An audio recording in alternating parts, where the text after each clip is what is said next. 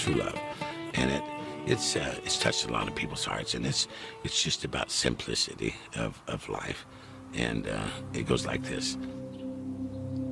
Take life as it comes, friends. Leave well enough alone. Keep a smile in your heart. You could turn any house into a home. The bad times will surely come. That's up to you when they go. And the good times will flourish as long as true love flows.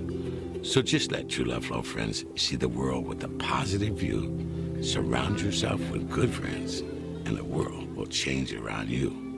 Make a habit of giving. Help where you can. Give food to the hungry, but give your heart to a friend. Now, true love, it's not that easy to find. It only comes when you can say it's ours instead of mine. For sharing your blessings with the people you love will light up your life like the moonlight from above. Now, forgiveness is the key to love, this I know. And a heart full of vanity has no way to grow. So wrap your arms around those loved ones around, for that's the place that true love is found. And I think that's what every human being is looking for, is true love in their life somewhere. We one game away. Blow up. We're playing for something, man. We're playing for something. It's gotta mean something to you. It gotta mean something. Everything you got. Everything you got. Let's face this. Do it, fellas. Let's go. Let's do it, fellas. Finish 2-3. 1, 2, 3. Finish. Right now, the Lakers is playing the Timberwolves. That's a Patrick Beverly, Russell Westbrook matchup. And in a different era, at a different age, I would have been entertained and, wanted to watch that. But not today.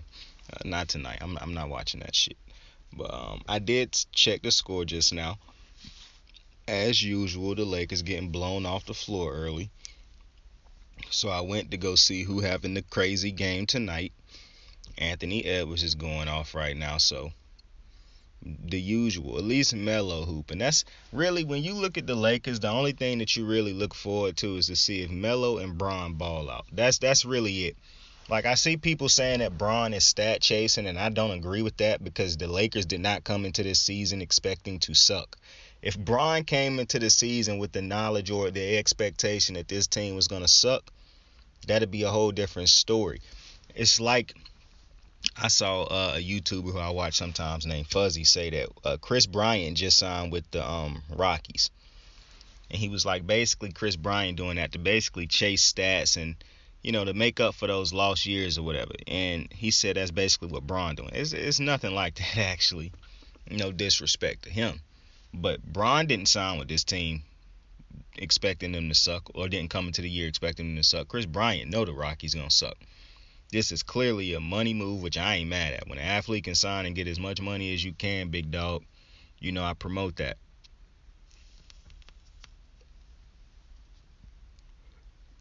Get your money. And a great difference in this also is, as good as Chris Bryant is, you can make an argument he forcibly chasing greatness and chasing stats because I think they say Colorado is like a hitter-friendly park also. LeBron James is chasing greatness just out of the simple fact his greatness. He is so great. Like, he haven't been chasing stats to get to the point he at now. You don't just get to Kareem Abdul-Jabbar's close to that number and it's just, he chasing stats. Nah, motherfucker, you got to be great to do that.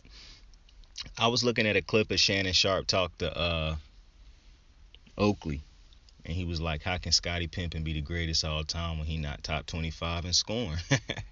I was like, scoring ain't everything, but that is a phenomenal point. That is, he bring that shit out in the argument, and I would let's say I was arguing that Scottie Pippen was the greatest all time, or one of the greatest all time. And the person arguing against me say that he ain't, and they pull out a stat, and they like, and I'm not even the biggest stat person, but let's say they just out of nowhere like, how can he be top 25? I mean, how can he be the greatest all time, man? The man's not top 25 all time scoring. I'm legit gonna pause for a second, cause my mind gonna be like, ain't no fucking way. And I'm probably gonna look at Buddy and be like, you dead ass right now? Buddy ain't top 25 scoring all time. And I'm a dead ass say, like, I know scoring ain't everything, but I mean, sheesh, I can't have you the top. You can't be the greatest all time if you're not even top 25 scoring all time. Like, that's wild. And obviously we give you more credit for scoring than defense at times. I understand how that go. I was arguing with people the other day. I wasn't arguing with nobody, but it was people talking about the fucking this got nothing to do with basketball, bro. I was just thinking of fucking. I don't even. It ain't even nothing we need to address, honestly. But listen, back to Russell Westbrook, and Patrick Beverley. The funny thing is, this whole thing is petty. I don't really care. It don't bother me none. To be honest with you, as much as I see people defend Westbrook, I never see people try to, and this is probably my problem, bro, because I'm not a type of person who try to tell people how to live and shit like that. But I'm also not the type of person who feel like I'm above or, beyond being corrected when it's something to be corrected. Constructive criticism, when people trying to legitimately help you by correcting you, trying to teach you a different way, or, trying to inform you on a different way or a proper way to do something. I'm not talking about like little shit where it's like multiple ways to do shit and people just being nitpicky with something. I'm not talking about that. People try to criticize people. Nah, that's not what it is. People who try to give Russ constructive criticism about his game, he don't really take that well. And now I don't know how he take it in his head, but when you look at his response to most of the reporters and shit like that, and I'm not talking about the reporters that's being intentionally being dickheads or asking just dumbass questions. I'm talking about reporters who legitimately ask him good questions and shit like that, or ask him things about his game, or people who done tried to critique Russ's game and shit like that. I mean, Russ kind of respond with the demeanor or the attitude as if, like, I'm in the NBA. I done had triple doubles and all this. Your criticism is beneath me. Like, it don't feel like he really take constructive criticism well.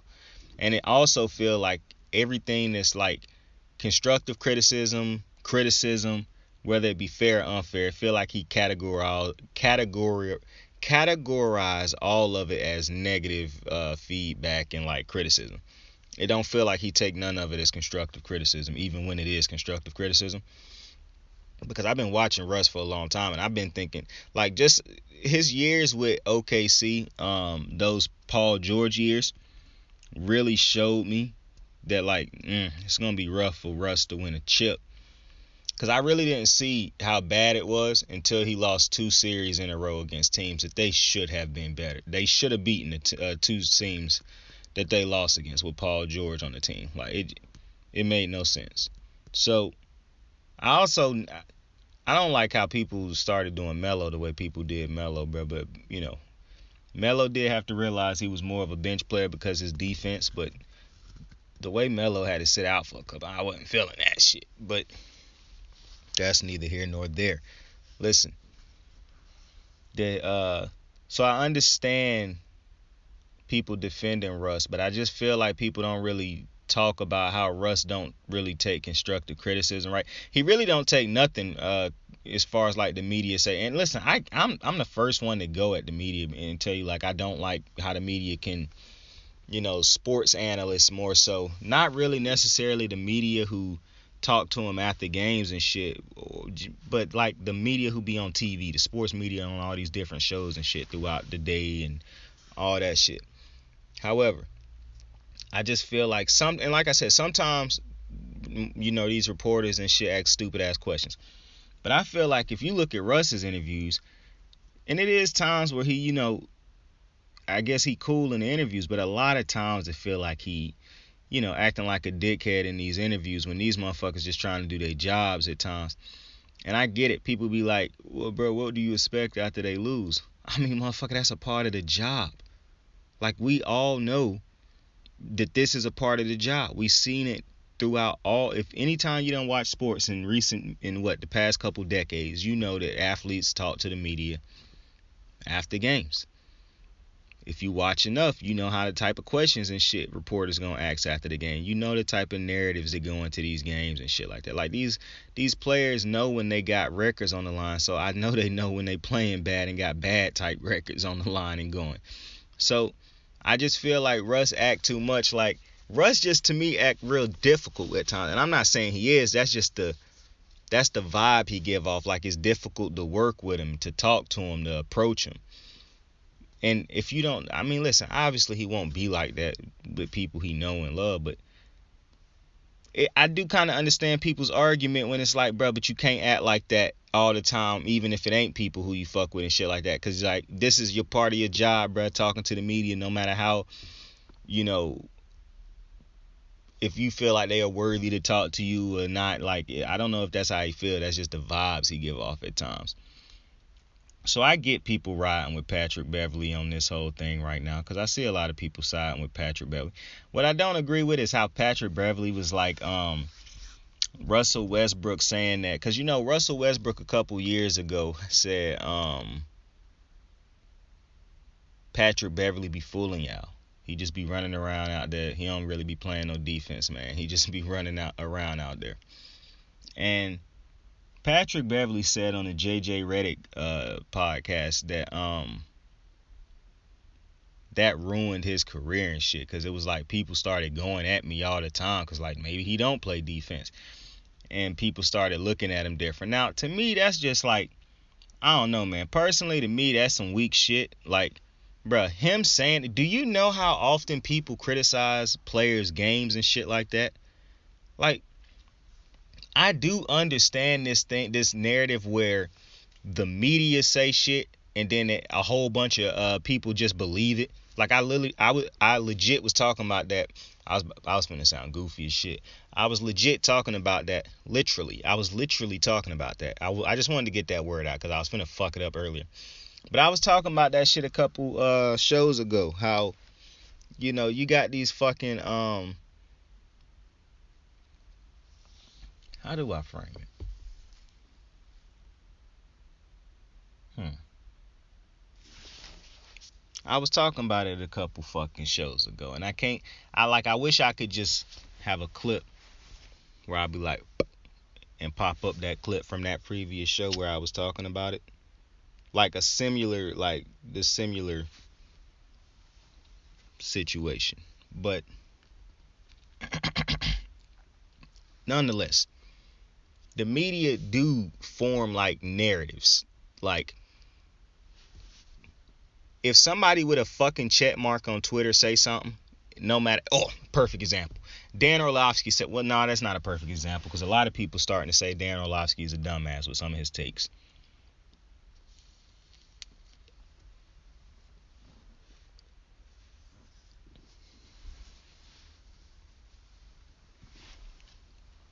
Anytime you see these analysts who get on TV and they take shots at people on Twitter like, oh, you like those Twitter trolls who like, you don't know football. Anytime you see those analysts do that, that's how you know the fans done turned on them. Like, the majority of they mentions is people telling them they dumbasses. Emmanuel Acho and Dan Orlovsky done both did that this week alone. What's funny is both of them had dumbass takes within the last 2 weeks.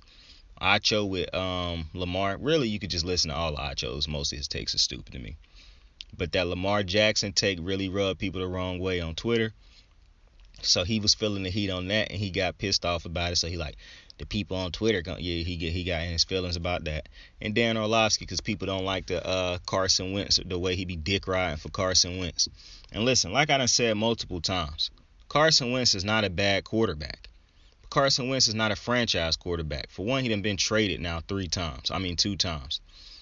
Carson Wentz, y'all have to let that one season of consistency go. Because every season since, he has not put together a full consistent season. It is what it is. I don't understand. And also, while we talking about Carson Wentz, Yannick and I was watching some of the Pat McAfee show today, and they was talking about Yannick Ngakoue signing with the Colts, and that's a good signing to an extent. If Darius Leonard and some of those other dudes on like DeForest Buckner, if they can get like that extra oomph out of fucking Yannick Ngakoue, that could be a great pick. And it's going to be a lot of games where it feel like that's a great pickup regardless. The problem with Yannick Ngakoue is that he cannot put together. It feel like over the last couple years, he has not been able to put together a full season. Games that matter, it kind of feel like he start to slip down the stretch. And down the stretch is when games matter the most. In the beginning of the season, when people trying to get their feet under him and shit like that, everybody healthy for the most part, it's easy to dominate at times. I don't want to say it's easy, like, oh, you could just go out there and dominate. And I'm not scoffing at 10 sacks. 10 sacks is great. But if you look at Yannick Ngakoue, the longer the season go, the less productive it feel like he get as far as getting to the quarterback and actually bringing him down. It's kind of like Jadeveon Clowney. Jadeveon Clowney is a very impactful player, but he is not a phenomenal pass rusher. Like, he had 9 sacks this year, but over his career, and I understand sacks don't define him, but what I'm saying is specifically he is not just a pass rusher. Like, that's not what he specializes in at pass rushing. Jadeveon can pass rush to a high level, but not to a Von Miller, Chandler Jones type of level. But he is a great run stopper, so he probably stopped the run better than both of those two dudes simply because of how unbelievably great those other two are at pass rushing. So Yannick is a good run stopper at times, just like Buddy we was just talking about. That's how they got to make up for it, because they are not as great at pass rushing. Like, they're not the premium pass rushers that are Chandler Jones, who just signed with the Raiders. So that is a great pickup for the Raiders, by the way. Like, yo, I said the fucking AFC West going off right now. Broncos getting Russell Wilson. The fucking Chargers getting Khalil Mack. You already have Joey Bosa. You bring in J.C. Jackson. And you hoping that J.C. Jackson wasn't just a product of the Bill Belichick system. You hoping that he actually will remain great. I mean, you look at this fucking team, the Chargers look fucking great going into this. And I understand these ain't moves that really help the offense, but this is an offense that already have a ton of weapons. Keenan Allen, Mike Williams, you re-sign Mike Williams, Austin Eckler, Justin Herbert. Like, you got weapons on the offense. The defense was the problem last year. The defense was a huge problem, and which was weird because Brandon Staley is a defensive-minded head coach. Regardless, he getting people over that he want. Khalil Mack had a down year last year with Chicago. I kind of think that's the type of shit that happen when you kind of know the writing on the wall, as far as like you probably won't be here that much longer. Plus, when you're dealing with inconsistencies, you don't really. The thing about a player like Khalil Mack is when you ask him to drop back into coverage and shit like that, you that's not conducive to how you want to use him. The problem being in Chicago with a Khalil Mack is when you can play with the lead on most Sundays, then you're going to get a lot out of Khalil Mack because you want him pass rushing. You don't want him having to drop back into coverage. You don't want him constantly having to play the run. You want this motherfucker pass rushing. Chicago rarely ever had the lead. They was usually getting their asses whooped. When you getting your ass whooped, it's a lot of running plays that start to take place. So now he'll be playing with a team that will have the lead in a lot of games, that can put up a lot of points. His sacks will be way more meaningful now in this team because that'll be the big stops, the big sacks on big downs that they need to stop a fucking Russell Wilson or Deshaun Watson or Patrick Mahomes or a Derek Carr. That's Khalil Mack to me is one of the biggest signings or trades because they traded for him of the offseason. That is a huge trade, especially when you have Joey Bosa already there. But then you go over to the Raiders. You already have Max Crosby, and you give him an extension. And I'm high on Max Crosby. I love Max Crosby. He is one of my favorite players, one of my favorite defensive linemen in the league right now. I just think Max Crosby cannot just be – you can't just look at the sack numbers, which I think if he had another legitimate pass rusher that people had to worry about, whether it be on the defensive line or at the linebacking position, that he would even have more sacks than that. Now you give him one. You line him up on the same side as Max Crosby. I mean, Chandler Jones lined up on the same side as a Max Crosby. That is something to deal with. If Chandler Jones can stay healthy, Max Crosby stay healthy, and Max Crosby do what he did last year and continue to build on that. And Chandler Jones is one of the premier pass rushers in football. You line those two motherfuckers up on the same side, third down and longs, it's going to be real tough with that type of pressure, with the noise cranked up to 1,000 in that new stadium, in what's it called, Allegiant Stadium or Reliant Stadium, some shit like that. It's a fire-ass stadium in Vegas. It's going to be real tough. I'm telling you, that pass rushers win you championships. Pass rushers and quarterback. You just saw it with the Rams. Now for the Rams, what I love about Von Miller, because we got to talk about Von Miller. The Rams just won a Super Bowl with all those pass rushers, right? And obviously they had Aaron Donald. Von Miller, in a way, I'm happy he didn't re-sign with the Rams after you see what he just signed for. 6 years, I think it's $120 million, $50 million guaranteed. People, you got the bozos on Twitter who love to pocket watch. Oh, how could you sign a dude that old for that much? Deserved every fucking penny. The Buffalo Bills just signed Von Miller. For one, the price was going to be up on Von Miller anyways because the Broncos wanted him, the Rams wanted him, multiple teams, the Dallas wanted him. Multiple teams wanted Von Miller. They saw what he just put together at the end of the season and in the playoffs. Multiple teams wanted Von Miller. So you was going to pay a premium to get him to your team anyways. Now, Von Miller wasn't going to sign with a bad team. So that's another thing. Good teams had to pony up now because Von Miller is a key piece to winning you a Super Bowl. He done proven that. You weren't going to get him for cheap. Because for one, he wasn't going to a bad team because Von Miller, he could have went to a bad team and got paid big money. But this is a dude who want to compete for a championship. I didn't think he was going to end up signing back with the Broncos. I saw that was a thing going for the last couple of days. I didn't think he was going to sign with the Broncos. I thought he just put that out for leverage. Being at Buffalo, now that's interesting that that's where he went. But when you signing for that type of money, get your fucking bread, my guy. That is a huge contract for Von Miller. That shit blew me away when I saw that. I was cooking and I saw that shit and I was like, what? I was like, let's fucking go. I was like, you got to be kidding me. Like, that's big bread. I'm happy for Von Miller, man. That's a big dog type deal right there. Shout out. That is a big dog deal. I'm happy he signed for that type of money. But pass rushers, that's what they get. You get you a great pass rusher.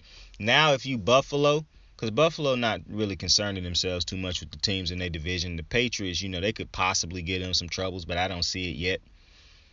You get Von Miller to stop motherfuckers like Patrick Mahomes, Russell Wilson, Lamar Jackson, Joe Burrow, to put pressure on them dudes and not allow them to stand around having a ton of time to make shit happen. That's why you go out and pay that type of price for Von Miller. A proven dude who gets it done. A proven getter. What I'm looking for. A proven motherfucker who gets it done. Just put it like that. The motherfucker done proven he gets it done. That's the type of price you pay for greatness. Dead ass. That is a phenomenal. Von Miller, you have him in that game against the Chiefs. You think Patrick Mahomes get that type of time to get the ball off and shit? You don't think offensive linemen make mistakes here and there trying to find ways to make sure Von Miller don't get loose and end up getting somebody else loose? I'm telling you, Von Miller make a big difference. Von Miller make a big difference. And what I like in this offseason so far, because usually in the offseason growing up, a lot of great players would sign with bad teams or on the fringe teams. Like, you didn't really know if they was going to be good or not. And maybe this dude flipped their chances a little bit, but you didn't truly know at the end of the day. I feel like a lot of these great players is now going to great teams. Khalil Mack will now be playing for a legitimate Super Bowl contending team. Von Miller is playing for a legitimate Super Bowl contending team. Chandler Jones is playing for a legitimate, I don't care how you feel about the Raiders, that is a legitimate Super Bowl contending team. Like, I like that a lot of these teams, these great teams, is willing to pay great proven players to get them over the edge. It really feel like this offseason, teams is trying to win a Super Bowl. It don't feel like teams is just, like, I see a lot of people bitching about the moves that the Jags made. The Jags done made a lot of great moves. Speaking of the Jags, they just released Miles Jack, which was a confusing move to an extent, but I do understand he have injury history. I was seeing people talk about that, and maybe, like, I saw people saying maybe he getting to the end of his healthy career or whatever. I'm like, okay, whatever. But the Steelers just got him, and I guarantee you they're going to get a lot out of him. And if Devin Bush come back healthy, you got Miles Jack and Devin Bush. All right. But it feel like this offseason, a lot of the great teams that can make Super Bowl runs are making the necessary moves to go bring in players to strengthen a team in areas that need to be strengthened. The Buffalo Bills needed a legitimate pass rusher. They went out and got him. The Chargers needed defenders. They went out and got him. And Derwin James is already on that squad too. I keep forgetting about that. Like, these teams, Russell Wilson, going out and getting him from the Broncos, that's a team that legitimately needed a quarterback, was tired of drafting and trying to wait for dudes to develop. They went out and got him. I love teams, great teams, good teams, teams that's on the fringe, going out trying to legitimately make their team Super Bowl contending, Super Bowl worthy type teams. That shit is fire. That shit is dope. I love that because it make the league more competitive at the end of the day. The AFC West about to be a fucking show. Like, if all these teams is healthy and boy, Pat Mahomes is about to have the roughest ride he done had in his career, boy. Because every single team in the division got a quarterback now. Every team in this division have a quarterback. Derek Carr, Pat Mahomes, Russell Wilson, Justin Herbert. Every fucking team has a quarterback now. This will be the toughest division to get out of.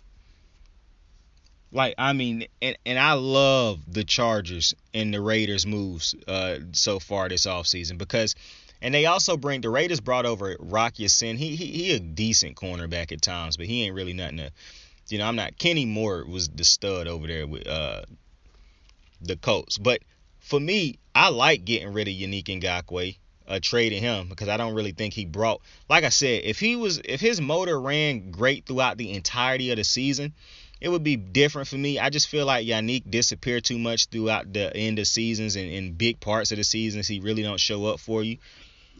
So I think getting rid of that, getting off of that is smart.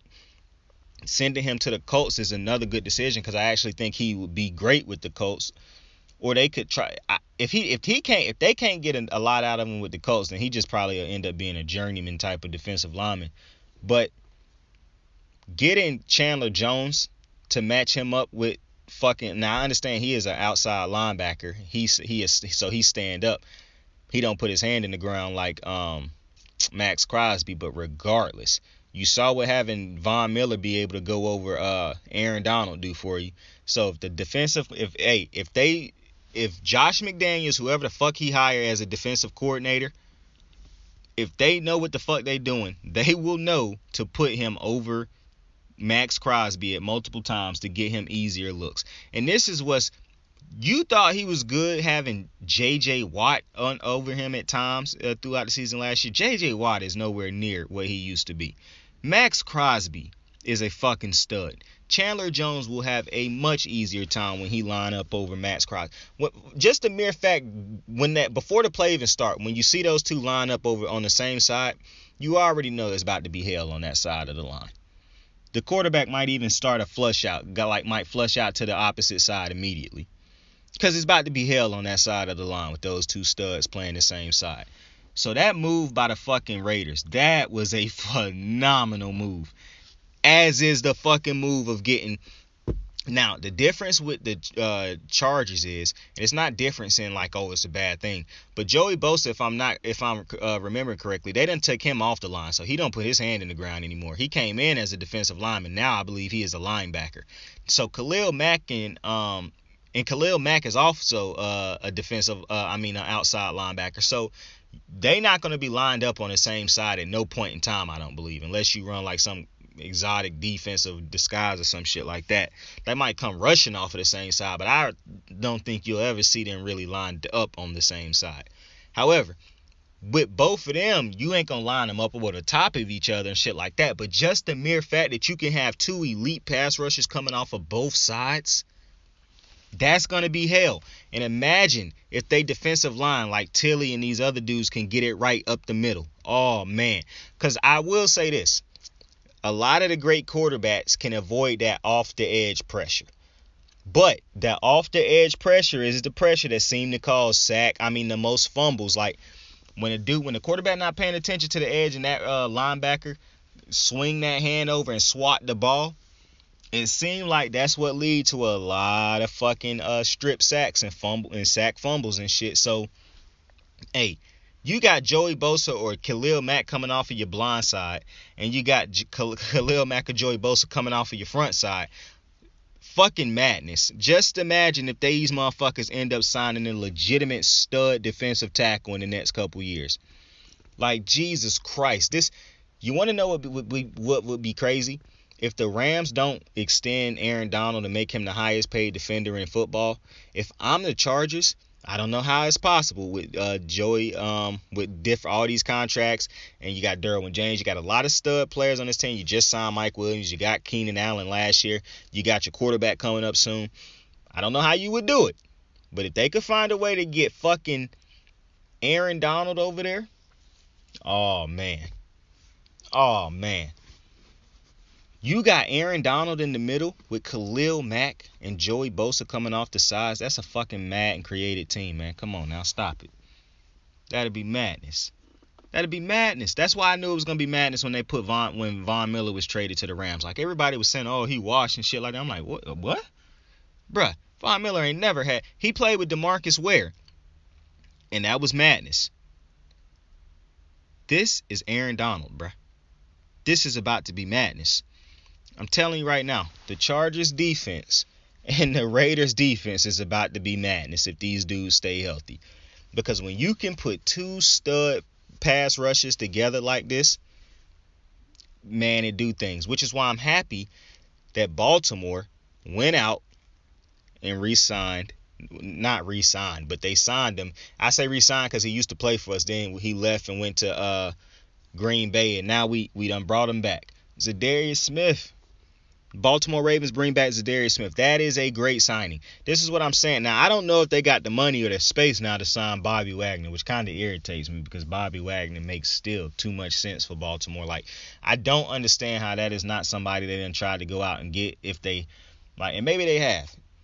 But the two big moves so far, because the Morgan Moses one, I'm going to wait and see on that one. Because as good as a run blocker he is, in my opinion, and he do stay healthy and play, he there when you need him, he play every game. I don't think he the pass blocker that we need him to be. But we shall see. When it comes to the other two signings, Marcus Williams, that is a phenomenal signing. Putting Marcus Williams in the backfield instantly make you... I mean, Deshaun, and I see people saying we should still try to re-sign Deshaun Elliott. No, we should not. Marcus Williams is going to, you're never taking Marcus Williams off of the field. Like, he is going to be your starting strong safety until he just not great anymore, until he just, like, if he leave or something. Like, bruh, not to mention, he going to be playing the same side as Marcus Peters. That is going to be rough.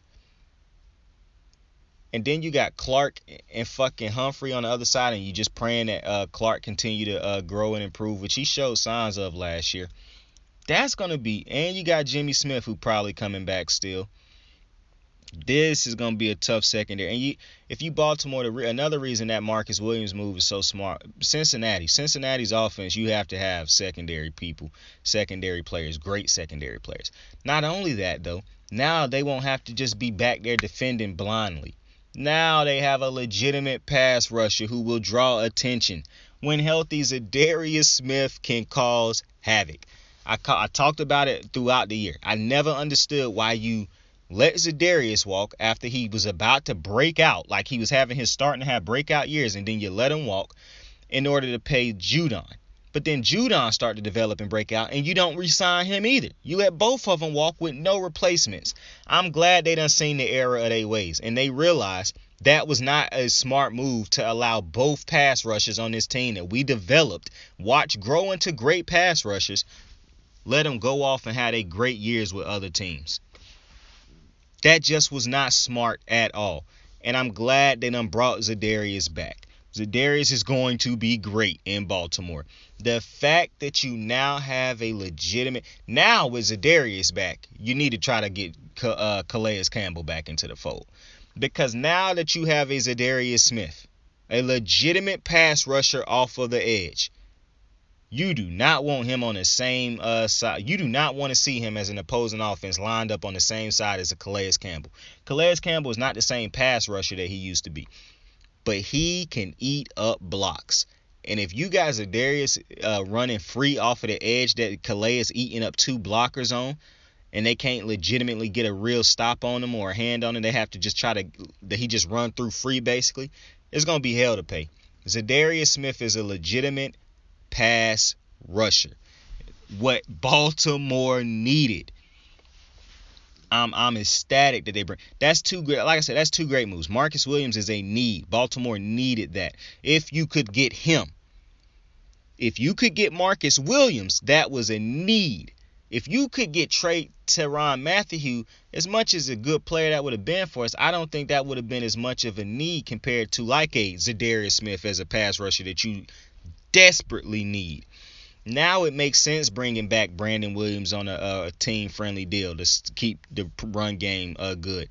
If Calais Campbell don't want to go back to Jacksonville or find a bigger deal elsewhere, you know, if I'm Calais Campbell, I would still try to be signing somewhere where I get a big deal, but I do understand he want to get a championship too. So I'm trying to find the best of both worlds. I'm trying to see where I can go get the big deal and have an opportunity to compete. And if Baltimore don't give me that, then I'm not mad at my mans for leaving, because he at the age where he need to make sure he can secure as much generational wealth as he can generate left. And I'm all for that. So I would not be mad at Calais Campbell, the big man, if he leave Baltimore. But I would be happy if he ended up back in Baltimore. And I still want fucking Bobby Wagner in Baltimore. And I'm also seeing Julio Jones is about to be released from the Tennessee Titans. Now that saddens me because Julio Jones is my favorite receiver all time. And I know what Julio Jones in his prime was. I still want Baltimore to sign him. It is what it is. I want Baltimore to sign him. I hope, because I don't think he's going to retire. I just think if they don't pay him a decent contract, because I don't want Julio to go out there and play on a damn near free contract with a shit ton of incentives that's damn near impossible to, just because injuries just happen.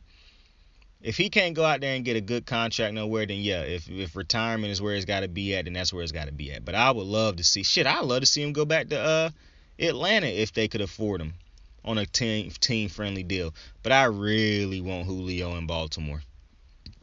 I want Julio in Baltimore. I'm never going to lose faith in Julio Jones. It's just never going to happen. Like I never lost faith in OBJ, I'm never going to lose faith in Julio Jones, bro. Never going to do it. And I was kind of pissed off at Matt Ryan for a second because I was like, man, this motherfucker really wasted my guy's best shot at the Super Bowl. But, I'm going to take it easy on Matty Ice. I was seeing the reports that Matt Ryan, what's wrong with the Falcons? They could be pissing Matt Ryan off by interviewing Deshaun Watson. Who the fuck cares? Matt Ryan is at the end of his career. What are you talking about? Matter of fact, let's get into this. Deshaun Watson trade. Like, the teams that's in it now that we hearing is every team in the NFC South aside from the Bucks and the Browns. Here's some teams that should have came in on this. San Francisco should have traded Trey Lance. If you're not sure on Trey Lance, I don't know why you don't offer Trey Lance to the fucking 40. Because I'm telling you, it's no way that the fucking Houston Texans turned down Trey Lance and a couple picks, and you could possibly throw in a receiver. Brandon Ayuk, Deebo Samuel, you can throw in one of the two. You wouldn't have to throw in both of them when you throw in a Trey Lance. You probably don't have to throw in either of the two if you have a Trey Lance. But a Trey Lance, a guy who is a rookie basically, who they could mold, who I don't understand why the 49ers don't try to hop into this, to be honest with you, because I think the 49ers could put together the best package to bring over Deshaun Watson. Another team that I think could put together a good package to bring over Deshaun Watson is the Cardinals. I don't understand what's wrong with them not making. I done spoke on this one already. A Kyler Murray for Deshaun Watson straight up flip, make too much sense, because Kyler about to get an extension anyways, even though I don't think. And if you the Cardinals, this would be a way for you not to allow Kyler Murray to force you to give him a deal when you don't feel like he deserve one. And you get a franchise quarterback in Deshaun Watson. Like, I have no clue how San Fran and the Cardinals have not tried to hop on this trade yet. Because to me, those are the two teams, if it can make sense in the cap and whatnot. And listen, all I know is the reason I don't really bring up the cap is because the cap is a non-existent to me. Teams get what they want when they want something really bad, and they'll find ways to make it work. The San Francisco 49ers and the Arizona Cardinals should have tried to, because they have the biggest piece that that Houston need. A young quarterback. For one, the Cardinals have Kyler Murray. I don't think Kyler Murray is it. But I do know if you send him back to the state of Texas, they would love that shit. And he would dominate that division more than likely, because he's easily the best quarterback in that division. Then, if you don't want Kyler, you can get Trey Lance. Who knows what Trey Lance is yet? He was a second pick in the draft, third pick in the draft? Come on. So I don't understand why neither one of them two teams are. And that's if Arizona, if you really just, bothered with. Plus, if you Arizona, you got DeAndre Hopkins. He definitely wouldn't be thrown into the trade because he just left Houston. So you definitely would be getting Deshaun Watson with his homie again. So I don't understand why you don't go make that trade. Then, if you are San Fran and if they are not sure on their quarterback like people keep saying they are, I don't know why you don't try to flip one of those two dudes if not both of them, in order to get Deshaun Watson. So to me, those is the two teams that should be trying to flip for Deshaun Watson. But since those two teams are not the ones being mentioned, out of the four teams that are being mentioned, Baker Mayfield just released a letter yesterday or whatever about how he loved the city and, it's no hidden agenda in this message. I don't know who writes that into a message, but, just basically a goofy-ass, simp-ass letter, basically to garner more sympathy. Baker know what he doing. Listen, all I would say is, Baker, the shit was mistimed, my guy. Deshaun Watson is not going to Cleveland. I'm hearing people was making a big deal yesterday, like, oh, Deshaun Watson could end up in Cleveland. Bro, Deshaun Watson is not going to Cleveland. You giving Deshaun Watson a decision to go to Cleveland, Charlotte, Atlanta, or New Orleans. And he picking Cleveland? Come on, bro. Man, come on, man. It's no fucking way y'all truly believe that. And it's no way Baker believe that. The only reason Baker would have put this letter out is not Deshaun Watson, because he cannot be that fucking stupid to believe that Deshaun Watson is really about to take his job. And he also cannot be so stupid to not realize that if Deshaun Watson was willing to take an interview with that team, that they're going to fucking take an interview with that team, because Deshaun Watson is clearly a better quarterback than you. Now, I understand you don't want to admit that Deshaun Watson is a better quarterback than you, and I wouldn't want my quarterback to admit that another quarterback is better than him either, because that would show me the type of confidence he has. However, you do know Deshaun Watson is a better quarterback than you. That's like Peyton Manning walking into the room while you're the quarterback of the team. Hate it for you, buddy, but if you Tebow, hate it for you, my guy, but that's Peyton fucking Manning. So while Deshaun Watson haven't accomplished nearly what a Peyton Manning done accomplished in his career at that point in time when he went to Denver, he's better than Baker Mayfield. That's the end of the day. And I saw a report that said that Cleveland want an adult in the room now. Listen, everything Cleveland about to start saying and everything the fans is about to be saying about Baker is what I've been saying about the motherfucker for 2 years and all year on the show. But that being said, Baker, the only reason that this letter would have gotten released cannot be off of your stupidity of thinking that Deshaun Watson is about to turn down Atlanta, Charlotte, and New Orleans to go to Cleveland. The only reason that Baker would be releasing this letter, if it wasn't off of just pure stupidity of thinking Deshaun was really about to sign there, is if he know that him and Cleveland had a talk, and Cleveland done basically said, yeah, we are moving on from you in a year or two, and we are trying to find your replacement. It might not be Deshaun Watson, but yes, we are actively looking for a replacement for you. If that's what they told him, then yeah, I do understand this note. Because that's basically him trying to break up with Cleveland ahead of the curve, and him trying to tell the fans, listen, I never wanted to go. I loved Cleveland, blah, blah, blah. And, the team people going to get mad at the organization when, in fact, this is one of those situations where the organization is actually right. Baker is what's been holding the Browns back. But for him to release this goofy-ass letter, like, for one, this letter is not going to stop Cleveland from signing Deshaun Watson if he do somehow choose to sign with Cleveland. But I do not see why he would ever make that decision when you just released Austin Hooper. You just released Jarvis Landry. You keep losing. You just released J.C. Treader. You keep losing all these different type of weapons. And you expect Deshaun Watson to only go in there playing with Nick Chubb, which is a great running back. This will not be a run-heavy team if Deshaun Watson is there. Deshaun Watson is not coming to a team to turn around and hand the fucking ball off. If your idea is to have a quarterback hand the ball off, you have the best handoff quarterback in football in Baker Mayfield. That is not what Cleveland's offense is going to be doing if they sign Deshaun Watson. Meaning, the value of a Nick Chubb will instantly decrease because you no longer will be a run-dominant team, meaning you will no longer depend on Nick Chubb as much. So everything that Nick Chubb done over the last couple years, and it's just by association of getting Deshaun Watson, won't matter as much when you have a Deshaun Watson. Because, yes, you do want a run game to be able to balance it out so Deshaun ain't got to throw it all the time. But you ain't signing Deshaun Watson to turn around and hand the ball off all the time. You don't want a superstar running back behind Deshaun Watson. You want a capable running back behind Deshaun Watson. You want a competent running back behind Deshaun Watson. Not a superstar running back behind Deshaun Watson.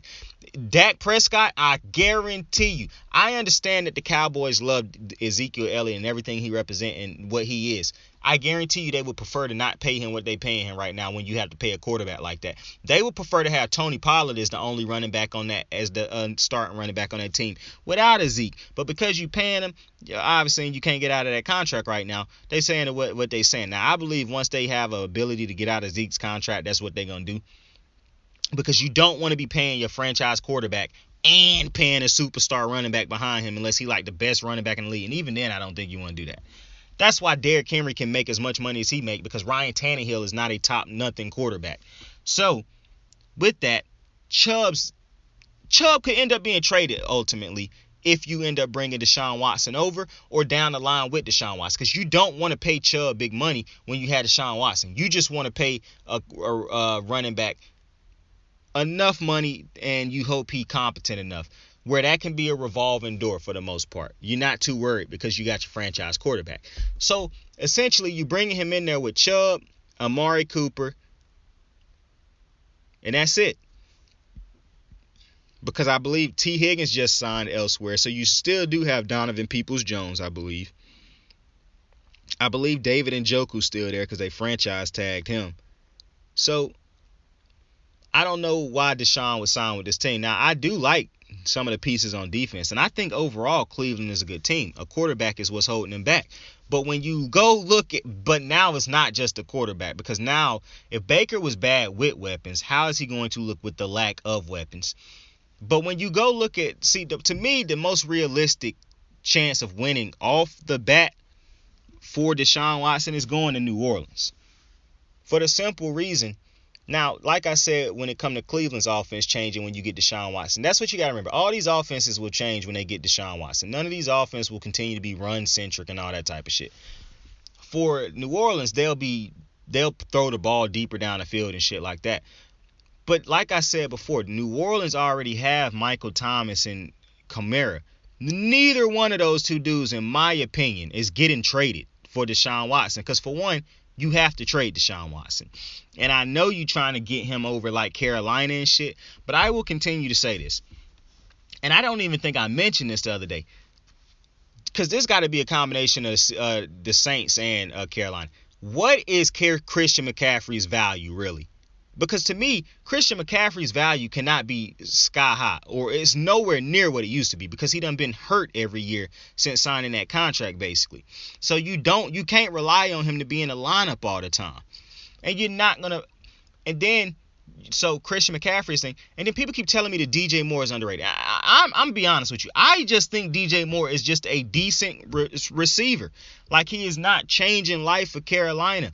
And I understand people saying, oh, he don't got receivers. DeAndre Hopkins balled out with bad receivers. I do not think Kirk Cousins is the greatest quarterback in the world, and Justin Jefferson still put up insane numbers with that motherfucker. So I don't want to hear, oh, man, it's just the quarterback. It ain't just the quarterback all the time. Sometimes receivers they are what they are, and they might have a year where they can blow up and have a big year, but then they'll go back to averaging out what they usually are. To me, I mean, Odell balled out with fucking aged out fucking Eli, and had an 1,000-yard season with Baker. So to me, I think I'm starting to grow tired of hearing people say DJ Moore is underrated. I wish he would put together a monster season. Because he put together a real great season that was making noise. That. And another thing is, and I saw somebody tweet this, because this is a big thing that I'm starting to realize. When people put together stats, that's when people like to say, oh, he underrated just because he put together a good statistical season. Bro, Cooper Kupp stats led to wins. They were winning stats. DJ Moore's stats do not lead to wins, and you can't just say, oh, well, it's a bad team. Well, Cooper Kupp helped make the team better because of what he does. He makes winning plays. I saw somebody tweet, I wish I could go back and tell Michael Jordan to pay attention to the stats because winning don't matter. They're going to judge you off of being the GOAT off of stats. That's true as shit, bro. Because I see so many legitimate great players like Mike, Kobe, they get their stats thrown at them and shit like that when, bruh, we were caring about winning. We didn't care about having these crazy perfect stats and shit like that. We cared about winning. But in today's society, it seemed like because everybody like to go to stats to try to prove points and run the stats to save them and shit, it feel like stats is like what people try to use for everything. And so I agree with Buddy. I wish I could go back and tell Mike that, hey, fuck wins. People don't care about that. They're going to call you the GOAT based off of all the stats you can amass. Yeah, that's what it feel like it's turning into, bruh. And it's absolutely wild to me. Because stats alone should not be... because if DJ Moore's stacking up stats over there on a bad Carolina team, what do those stats matter if they're not contributing to winning? That, to me, that don't make sense. So, and he not really changing life for Carolina's offense in no way, shape, form, or fashion because he disappear on a weekly basis. And then it'd be sneaky yards here and there and shit. It's not like he dominate games or a month of football. That don't happen. I see people talk about McLaurin over there with the Redskins. I mean, with the Commanders. That's a bad team, and people still know who he is because people feel like he contributes to the wins that Washington get. They feel like he is more conducive to winning. And they feel like he might be a superstar receiver in a bad situation rather than DJ Moore. So it's not like you got to be playing for a good team for me to think you underrated. That's not the case. I don't think specifically DJ Moore is underrated. I think y'all keep overrating the motherfucker. So when it comes to him and Christian McCaffrey, what is their real value? Because to me, neither of those two dudes, in my opinion, alone are worth a Deshaun Watson. To me, neither Christian McCaffrey nor DJ Moore combined with 2 first-round picks is worth a Deshaun Watson. Now, I would do it because you got to get off of Deshaun Watson. But that's depending on the trade that's coming back from New Orleans. Now, I do think New Orleans could possibly put one of those two dudes in the trade. And if it is, it's going to be Michael Thomas for the simple reason I think they done had a disgruntled relationship with him over the last couple years.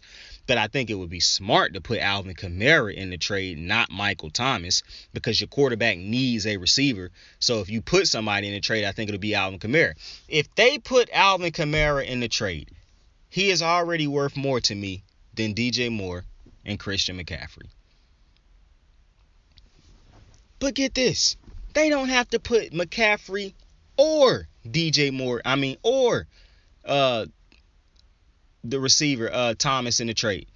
They can put the middle linebacker for the team, I cannot remember my man's name at the time. They could possibly throw in their young middle, their cornerback, Marshawn Lattimore. There's other pieces on the Saints team that they can throw into the fucking trade. To me, that would garner more value than DJ Moore and Christian McCaffrey. I'm just being honest with you. And if Davis Mills is your quarterback going into the next year, yeah, then maybe you say, yeah. See, the problem with this is, if DJ Moore is if Davis Mills is your quarterback, that's not the problem. The problem is, if you want a running back he can rely on, that's like a running back that you could rely on to be an every down, that ain't Christian McCaffrey. So that wouldn't make sense in that sense. And then, now maybe you try to get Chuba Hubbard from him, but I don't think Carolina trading him. And I saw a report that was like Carolina also not trading a safety, Jeremy Chin, and they also won't trade another dude on the team. Well, I think that hurt the trade even more too, because who the fuck you giving up? Like, dead ass Carolina. To me, if Carolina win this trade, like if they get the trade for Deshaun, McCaffrey and DJ Moore have to be gone. Even though I don't think they worth a Deshaun Watson, that would be the most worthy things on the team. Not to mention, this is the craziest part. I wouldn't be surprised if these motherfuckers stayed on the team, because the Texans don't see the value in either one of those two. Like, I dead ass wouldn't be surprised if Carolina pulled off this trade and neither DJ Moore nor Christian McCaffrey was traded in the trade. Now, I do believe Christian McCaffrey getting into that trade to help with the get that salary off of their books. But I would not be traded if that ultimately pulled the trade off and both of them dudes were still sitting on Carolina, because the Texans didn't see the value that everybody else see in DJ Moore, and they scared to take a chance on Christian McCaffrey because of the injuries. But if I'm Deshaun Watson, like I said, I want to end up in New Orleans if they can keep those receivers and that running back. That's where I want to end up. Not to mention, where the fuck is Jameis Winston going? I haven't heard Jameis Winston any headlines about Jameis. Like, I'm imagining if New Orleans don't get Deshaun, they'll try to re-sign Jameis. And if they get Deshaun, then Jameis will probably end up heading to the Colts. Could possibly be the Texans. Like, I'm interested to see what happened with Jameis Winston. Somebody got to take a chance. How you not taking a chance on Jameis Winston, but you'll take a chance on Mitchell Trubisky, who highs were nowhere near as high as Jameis Winston's highs. Baker Mayfield's highs aren't as high as Jameis Winston's highs. Minka Fitzpatrick. Ryan Fitzpatrick highs are not as high as Jameis Winston's highs. So I don't understand how all these other bad quarterbacks keep getting shots, and Jameis Winston's got far greater highs than most of these other dudes, and he can't get another shot. That's absurd to me, but hey, it is what it is. But when it come down to the other team in the Deshaun Watson trade, the Falcons, I was thinking about this earlier, and I was seeing people saying that this don't really make sense because with the Matt Ryan thing, if you trade him, then you got to eat like $55 million in dead cap or some shit like that. Listen, I don't know nothing about that, but what I do know, aside from that thought, if the Falcons was to make this trade for Deshaun Watson, I don't know how they make this trade without giving up Matt Ryan, because unless the fucking Texans just don't want a quarterback in return and they banking on Davis Mills, to me, the Falcons would probably give them the best, unless Jameis is under contract and he could be traded. The Falcons really give you the best option as far as like if you want a quarterback in return. Because Sam Darnold's garbage. He's not better than Matt Ryan, even at this stage in Matt Ryan's career. Plus, Matt Ryan being traded could rejuvenate his career. He could get like good 3-4 years left out of him in Houston. However, I still think the teams that should be trying to make a trade for Deshaun Watson is the fucking Cardinals and the 49ers. The 49ers especially. Bruh, you could get off of Jimmy G or Trey Lance, and you could throw Brandon Ayuk in the trade, and you could possibly throw in one of those young defenders and picks in the trade. Like, I don't understand why this team ain't hopping on that trade. But in the same breath, I don't understand why the fucking Cardinals not hopping on this trade. Because if you really if Kyler getting on your nerves like that, it don't even matter if Kyler getting on your nerves, bruh. Deshaun Watson is a better quarterback than Kyler Murray. Deshaun Watson done played with J.J. Watt, which really don't matter at this point. But Deshaun Watson done played with Hopkins, who does matter. So, Like, you would get more out of Hopkins with Watson than I think you're going to get out of him with Kyler. Plus, I think you would get more out of other receivers on the team. And you wouldn't have to run a spread style offense. You could actually run a legitimate pro style offense because your quarterback can actually make all the reads. He's tall enough to make the reads and shit. So I really, if I was the Cardinals, I would hop on that shit too, to be honest with you. Not to mention, before I get on up out of here, the Commanders. I saw the Commanders all black unis with Carson Wentz in it. Them shit says fire. I ain't gonna lie to you. Them shit's pretty fire. I'm feeling those. But, bro, if I'm the fucking 49ers and I'm the fucking Cardinals, I'm trying to make this Deshaun Watson trade happen. Like, he better than both of the options we have on either of the teams. And I can put together a better package than them teams in the NFC South. So I don't understand. And I'm going to tell you something else before we get on up out of here. These teams in the NFC South really fucking lucky. Because if Bruce Arians was satisfied with the ruling and shit in court, and because he wasn't found guilty, he took that as good. Because I see a lot of people trying to say, and I don't know if this is just a racist thing or if y'all motherfuckers just ignorant, where somebody can be found innocent and y'all still could be saying, oh, but that don't mean he innocent, that he could still be. Like, y'all some of the most just miserable human beings that I've never seen in my lifetime. This is why people hate it when people lie on them and have these type of things happen to them, because they know the court of public opinion or the court of public bozos are going to constantly tell them that they guilty. It's like Ray Lewis constantly dealing with people saying, oh, but he a murderer. When in actuality, all they got to do is go read up on the case and realize that he wasn't in there for murder or nothing like that. But they choose to believe what they want to believe when the lie is more entertaining to them. And that's a problem in culture and society, period. But, you know, it is what it is. But a lot of teams made a lot of great moves. I'm very interested to see where Deshaun Watson end up. Like I said, them two teams to me is the two teams that should be trying to go out and get him. It just make too much sense with those other two teams, especially San Fran. Well, both of them, San Fran and Arizona.